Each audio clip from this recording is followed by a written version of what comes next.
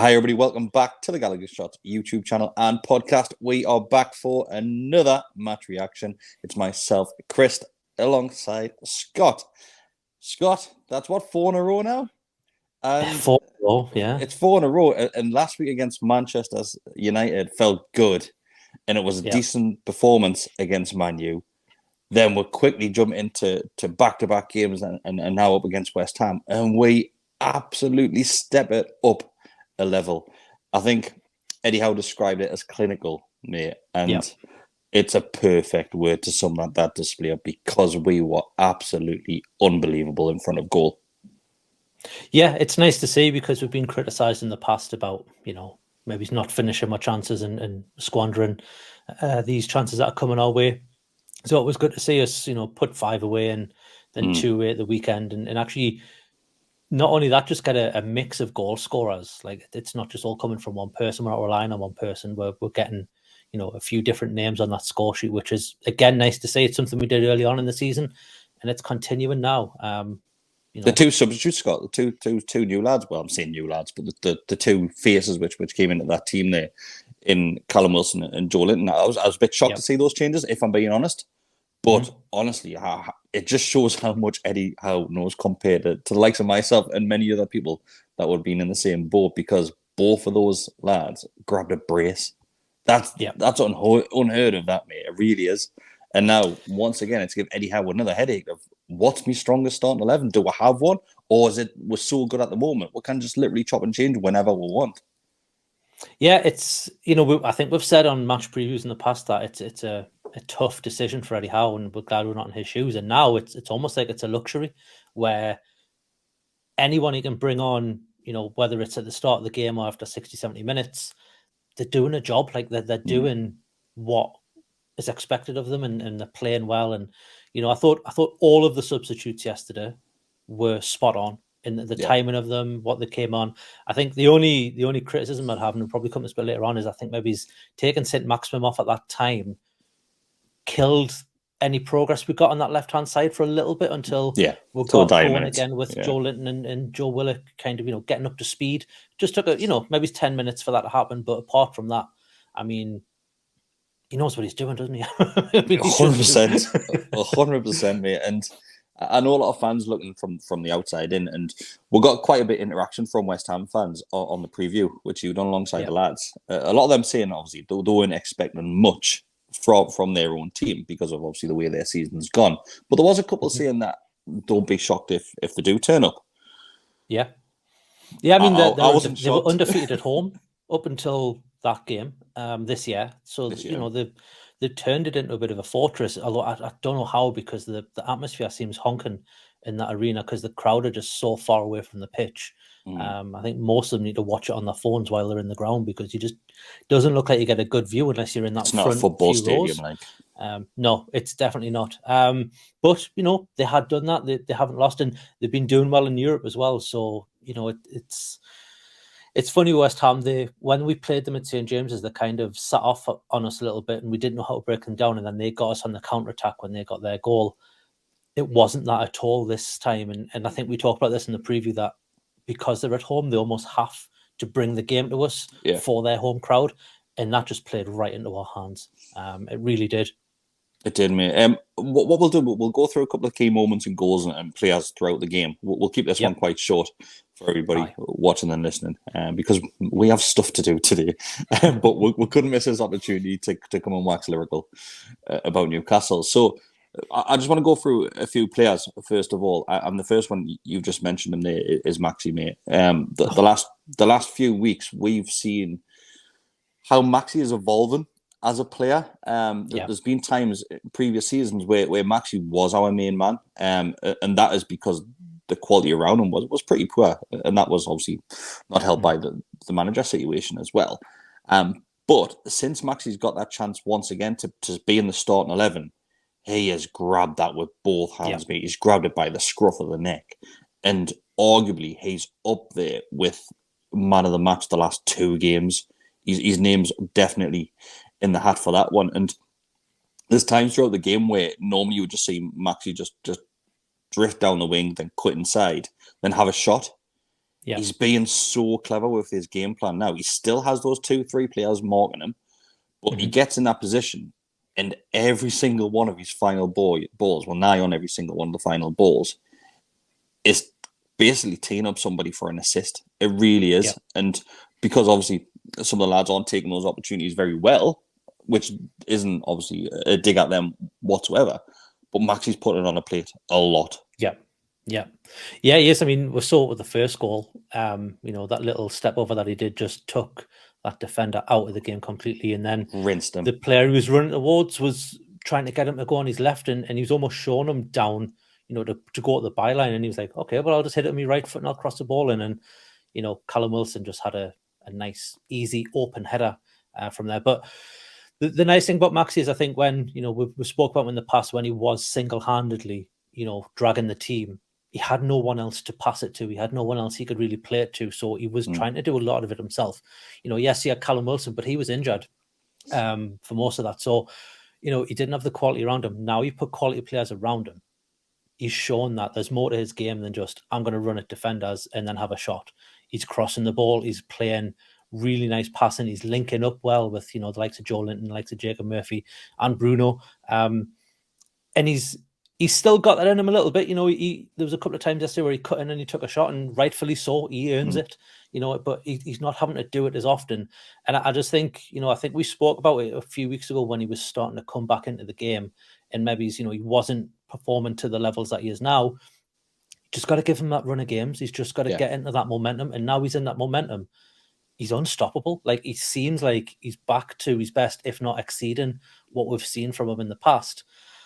Yeah, more for it. I mean, there's been a lot of talk over the past few weeks of whether he'll stay in the summer. For me, you've got to keep hold of him. No brainer. He's one of those players now that you cannot not, because, no disrespect to the other players, there's lesser players in that team who don't have the quality who you'd want to shift on first. I'm not in favour of cashing in just because we can't do and sell him now, as opposed to maybe in 3-4 years when 2. Yeah, I mean, we're not in a position where we need the money. So.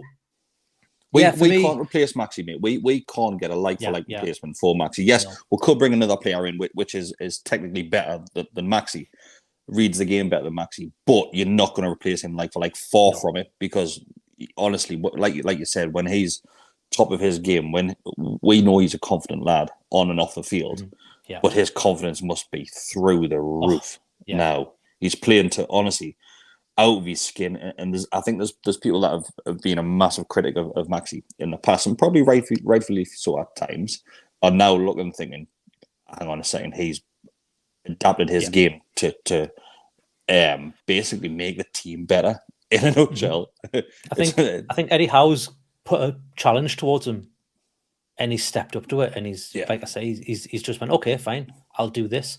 It's took him a couple of weeks to work on that. That's fine. If that's all it's took, let's get him to the next level and see how far we can push him, because he's still only a young lad. We've still got him, I think he's got a contract for 4 or 5 seasons. So, even if we can see out that contract and then give him an extension at the end of it, we're going to get the best out of him, and he's going to hit his prime. I think that's what a lot of people don't, they forget about Maxi. He's been with us for a long time, but I think we signed him when he was only, early 20s. Early 20s, yeah, I think, mate. Same's going to be with Isak. I mean, if you look at Isak, we've got him, and he's playing the way he's playing now. Imagine him when he's 26, 27, under a few years of Joe Willock, Howe and the coaching. It's a young team. We've got a lot of youth on my side, and it's exciting, and it puts a smile on your face. And if you think of where we were, only 2 years ago, no one could have expected what we've got here. But we'll bring it back to the game, I think. We've got it. We've got it. Just because you mentioned the age there, it's quite a nice mixture of the ages in the squad. Because you've got some of the young players, which, if you look at the likes of Botman, Willock, Isak, right? They're basically the spine of your team, really. Bruno, sorry. So the spine of your team. Then you've got experience in Trippier, Nick Pope, Dan Burn, Callum Wilson. It's everywhere on the field. It's a nice split. It really is. But like you said, we'll go back to the game. If we look on the other wing, and if you look at Jacob Murphy, once again, he just keeps on getting better and better every game. Who expected this? I mean, I don't want to be too critical of Jacob Murphy, but he's playing really well, and I'm not saying he's not, but it is starting to show that he is, I think, playing to his ability, and I don't think there's much more we can get out of Jacob Murphy. And that's not a criticism of him. I think, it's great because he's playing very, very well. I don't think he can get to that next step like we've discussed about Isak, Maxi, Botman. I think he's probably playing to the level, and I think he knows that. But what I love about Jacob Murphy at the moment is you can tell he's a fan of this club. You can tell he's been a fan for so many years. He is loving life, and it's shown in his football. He's absolutely putting in the performances of his life because of it. I mean, yesterday, again, just everywhere, linking up with Trippier very well, linking up with Bruno very well, linking up with Maxi. I mean, there was I think in the second half where Maxi put it on a plate for him, and, it was a good save at the end by Fabianski. We all thought Maxi would have hit that as well. Normally, Maxi would hit that. Yeah, I mean, if we go through the entire thing, the build up to that was outstanding. It was Longstaff played a beautiful ball. Maxi's first touch of Joelinton, the back heel from Joelinton back to Maxi, and then you think, yeah, he's going to take it in and he's going to try and curl it. And I think the defender was in his way, and I think that's why he probably. But also, I think he probably got the call from Murphy saying, "I'm wide open. There's no one next to us." So like we said before, maybe it's the Maxi of 2 years ago would have just cut in and took the shot. Or tried, or he would have kicked it off the player, which he tended to do back then. Yeah. Not now. He got his head up. He heard the call. He played the ball. And yeah, I mean, it was a good attempt by Murphy. It was a great save by the keeper, who, let's be honest, didn't have the best of games yesterday. Understatement of the year, mate. Good to see Murphy finally got his assist as well. We saw on Instagram. Yes. A couple of weeks ago, he wanted one of the lads to put the ball in the back of the net after one of his crosses. Finally got it. He's got his assist. A couple of other players, I want to give a massive shout to Joelinton. He comes into that team, and we tend to talk about the engine that a lot of these players have, and always talk about Sean Longstaff and Joe Willock as key examples of those ones. Joelinton yesterday, he was absolutely paggered, and I just want to highlight his second goal. Yeah. He was absolutely running in mud at that point. You could tell his legs had gone, and he still managed to get the power in the shot, and it was... I think if he had to put that anywhere else, the keeper saves it. But he just tucks it in the corner, and the keeper gets his fingertips on it. He just obviously not enough. And honestly, I'm absolutely chuffed to bits for Joelinton. With striker who's not a striker, grabbing 2 goals from a midfield position. I love to see it, I really do. It's such a redemption story, isn't it? It is. And I think with that second goal, if you watch it back, first of all, another outstanding ball from Bruno. I mean, he just picks a ball. Well, first of all, no, that was the Isak chance. We'll come back to that. But yeah, the Joelinton goal, he's got 2 players on him for a start. And those 2 players are trying to, again, send him down the byline. And I think if you watch the goalkeeper, he positions himself to expect it on his left. And Joelinton just hits it past him on his right. And he gets a fingertip to it, but he's already shifted his body, the keeper. So he cannot get to it. And Joelinton sees that, hits the ball. And, the rest is history. It's his second goal of the game. I thought his first goal was good. Obviously, it was a lovely run from him. You see him call for it. Shaw's got the ball, and he plays again. It seemed to be the theme of last night, that we just kept unlocking them by these long through balls, either slicing through the defense or playing it over wide, and they just couldn't cope with it. But we were so quick, goal, mate. We were so quick with the ball. The turnover and get that from the back 4 up to one of the wings was second to none. We really moved that ball well throughout the game last night. I was really impressed with how big we made that pitch look. It is a big pitch anyway, but we used the full pitch to our advantage. I think they picked us up a match of the day last night, but when we, recovered possession, you had Maxi and Murphy on the wings, and they were on the line hugging that. So that stretched their defence out. And then we were able to get into the middle, or we were able to play the ball, in the gaps, and we had the pace to get around them. I mean, we've seen it time and time again. West Ham, I think Maxi, pretty much how was it Zabaleta's life a few years ago. It was almost retired, mate, aye. Yeah. So we've done it again this year unfortunately with the youngster. Is he Kera? I think the first goal, he doesn't know where Maxi is, and he has to play it out for the corner, which leads to the Trippier taking the corner and Maxi crossing in for Wilson. It's just it seems to be a growing theme, and you would expect a manager like David Moyes to have identified that and be like, okay, we've had this before. It's not just once. This is going to happen again. But I think he's quite a young lad, that left back that they had on, and unfortunately, Maxi just had his life throughout the game. But yeah, I think it was another just full team performance where, I think we've put a tweet out this morning asking for man of the match. There's about 10 candidates. Yeah. 10 candidates. Similar Man U game. Yeah, exactly. We're just playing so well at the moment, and I hope this momentum continues.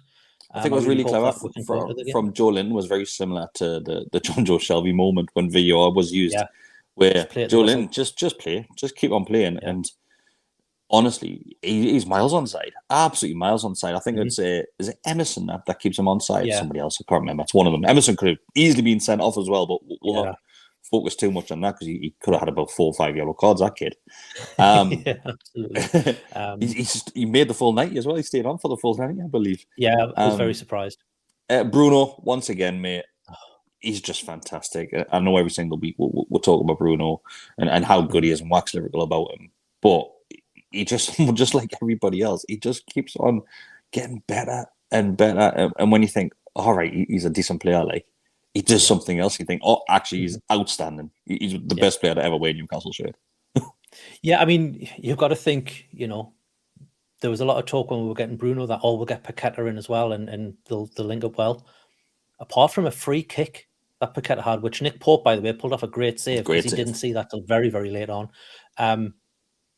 Wasn't really in the game much. I think, I mean, they weren't much until, second half of the first half, that 25-minute after we scored, when they actually did pull one back, you thought they were maybe going to build on that, and they were actually playing very well. And, got to give them credit there where it's due. But, I mean, Declan Rice was the only player on that pitch who actually seemed to care. He was the only one who actually was like wanting to win the ball, wanting to play the ball. The rest of them looked like they were just there and they weren't really bothered. And it was going through the motions.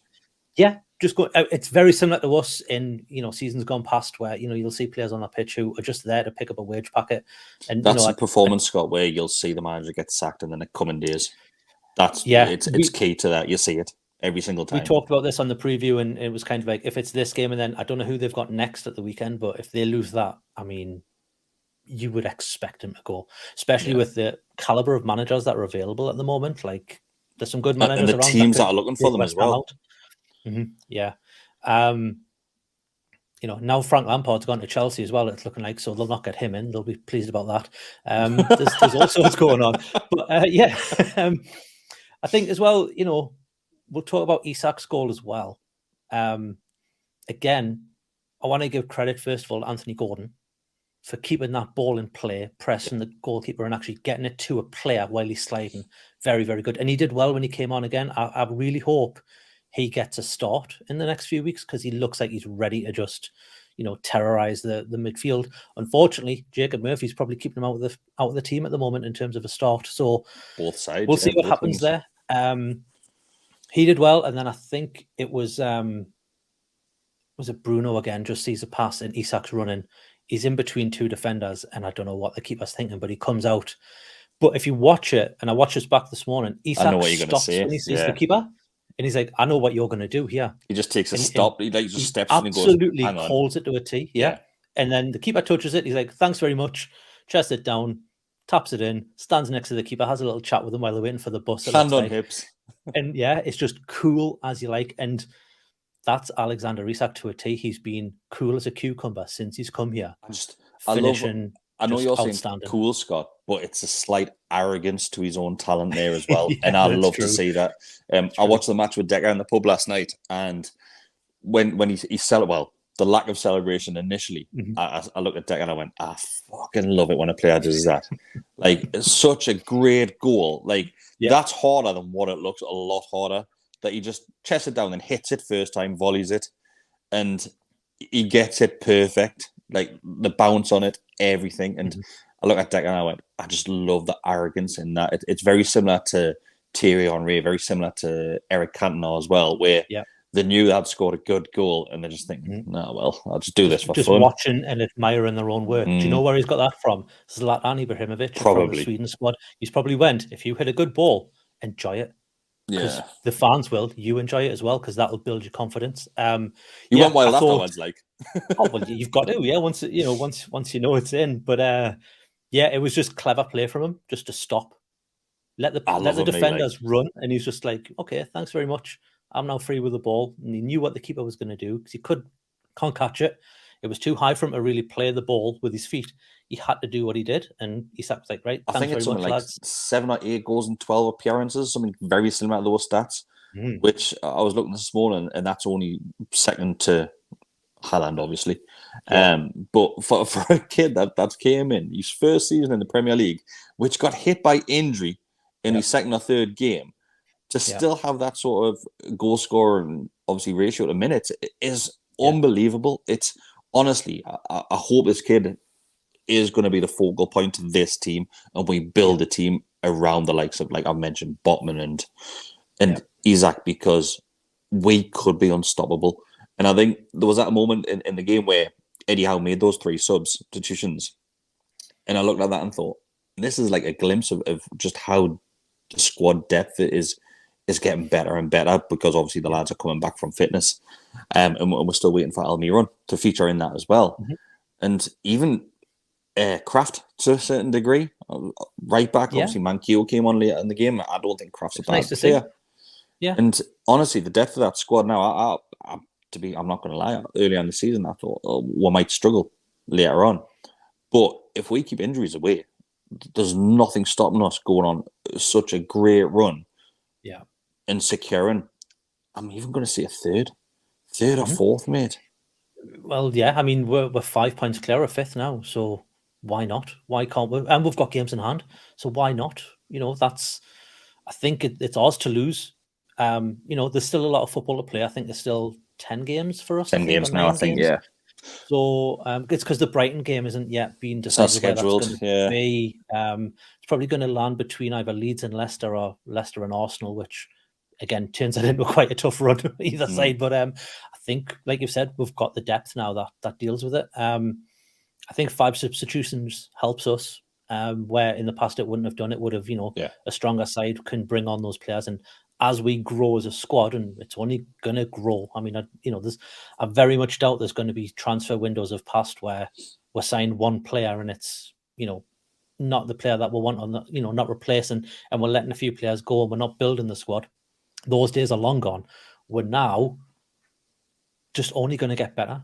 I think a lot of people were saying, who do you buy in the summer? Like, who do you replace? And for me, it's you replace the starting 11, players out of that starting 11 that we've got now, and the players that are currently in that starting 11, they become your squad. And then the players who are currently on the bench, unfortunately, they're the ones that make way. And that's just the nature of football and how it is. But, I think we can't be buying players to sit on the bench. You've got to buy upgrades now. And it's got to be that, constant wanting more from the players. Saying that, you've also run the risk of disrupting the harmony that we've got, and there is a huge harmony in that side. Yeah, 100%. Everyone's playing for each other. You just, like I said before, like you look at West Ham and how they weren't wanting to be on that pitch. Every player for us was fighting for each other, fighting for us, and fighting for the club, and it's just so nice to see. And if we do get 4th or 3rd, which I think we will now, I think it would have to be a catastrophe if we give this away. It's a catastrophe. A catastrophe. Yeah, go with that I know. Yeah, I mean, in this position, it would be. Yeah, it would be up there because start the season, no one would ever, apart from Roger. I think Roger was the only one who's called this. Shouting it from the rooftops, Roger. Start the season, I wouldn't have ever said that. But now, the way we're playing, you've got to remember we've lost 3 games this season. Yeah. We've conceded 20 goals. It's mad. It's absolute madness for a team that was, let's be honest, dead and buried in November last year. We've absolutely picked this up and turned it around. It's a catastrophe if we don't get 3rd or 4th, and I think the players will be disappointed if they don't get that. I think everyone would be, but it would still be a hell of an achievement if we came 5th, or 6th, 100%, or 7th. It would still be great. But it would be bittersweet, I think, if we did any of. You can taste it now, though, can't you? You can taste it. You can hear that music. I've got it's my ringtone on my phone. No. But it's great. It's great to see it, and even more so that as each game passes, the team improve. And Eddie Howe came out after and said it wasn't our best performance, but clinical, ruthless in front of goal. Yeah. And like I said at the very start, sums it up perfectly. Yeah. Anything you would like that? You've even got the likes of Simon Jordan saying this team can finish in third. Once that starts happening, you've got to believe, because the people who are naysaying against were the people who were, always bad talking about when maybe aren't my biggest fans. They're now starting to go, hang on a minute. This team piss off, Scott. But they're saying this team can play. And the people who ripped off last season were, eating humble pie. And it's happening again this season where people are like, yeah, but it's Eddie Howe. He hasn't got the experience. No.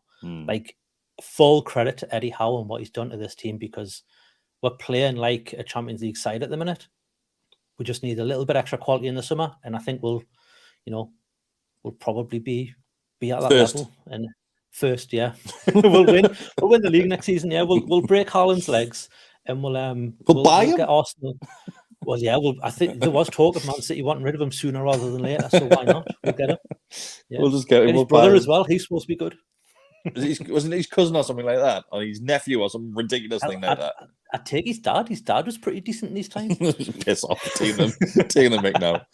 Yeah. Right. Anything else before we wrap this one up, mate? No, that's all.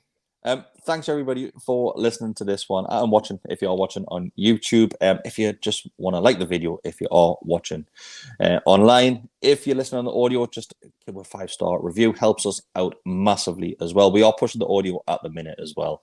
Extra podcasts which are going out as just audio only. Canny Chatter was released a couple of days ago, which is our bi-weekly podcast as well with Scott and a few of the other lads. We will have a Beyond the Lines, which is being recorded later today, so keep an eye out for that one, because it's always a great watch with Matty and the Brentford fan, which come on. It's absolutely great. It really is. But yeah, thanks very much. See you later. Bye.